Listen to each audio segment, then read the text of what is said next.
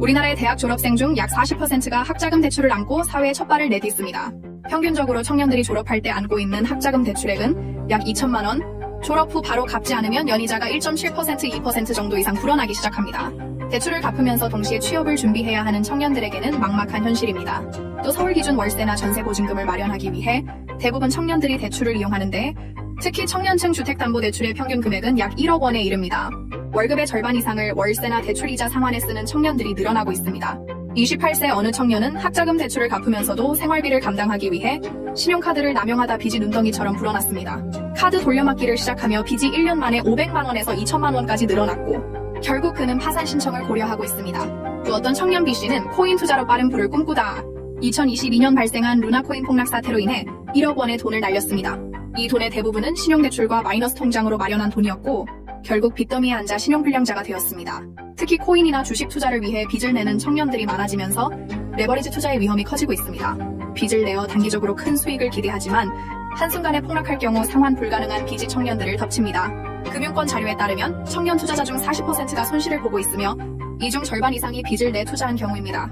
최근 30대 초반의 청년 C씨는 대출로 코인 투자를 시작해 일시적으로 3천만 원을 벌었지만 그 후 폭락장에서 6천만 원의 빚을 지게 되었습니다. 그는 결국 신용불량자가 되어 금융권에서 모든 거래가 차단되었고 심지어 집이 경매에 넘어갔습니다. 마지막으로 그가 선택한 것은 불법 도박이었습니다. 한순간의 잘못된 선택으로 그의 인생은 파산에 이르렀으며 감옥에서의 생활로 끝나버렸습니다. 많은 청년들이 대출을 너무 쉽게 생각하고 신용카드나 마이너스 통장을 단기적인 해결책으로 사용합니다. 그러나 높은 이자율을 감당하지 못하면서 채무불이행자가 되는 경우가 많습니다. 일반적으로 연체 이자율은 최대 20%까지 올라가며 한 번 빚을 지고 나면 그 이자는 상상을 초월하게 불어납니다.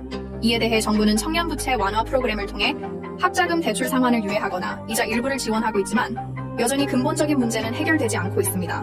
많은 청년들은 단기적인 유예보다는 근본적인 생활비 지원이나 일자리 창출이 필요하다고 주장하고 있습니다. 하지만 재정 지원뿐만 아니라 청년들이 안정적인 일자리를 구할 수 있도록 정부 차원의 지원이 더욱 강화되어야 합니다. 또 금융권에서는 청년들이 무리하게 대출을 받는 것은 아닌지 철저히 검토해야 하고 묻지마 투기성 레버리지 투자를 제한하는 방안에 대해서도 대책을 강구할 필요가 있습니다. 특히 대학 또는 중고등학교 시절부터 재정에 관한 교육을 필수 과목으로 만들어 대출과 투자의 위험을 정확히 교육하는 것이 필요하다고 하겠습니다.